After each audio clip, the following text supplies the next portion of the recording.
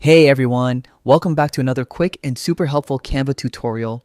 Now, if you've ever spent way too much time scrolling through Canva's shapes just to find that perfect square, don't worry, you're not alone.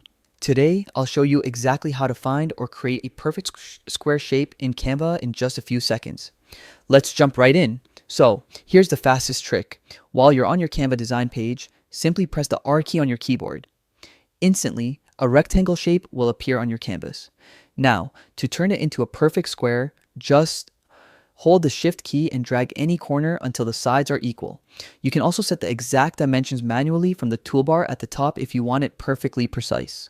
For example, 500 by 500 pixels. If you prefer to use the sidebar, go to the Elements tab on the left. In the search bar, type shape and hit enter. Canva will show you a bunch of options: circles, rectangles, triangles, and yes, the square will be right there among them. Just click on it and you're good to go. And here's one more pro tip. If your shape has rounded corners, you can quickly fix that.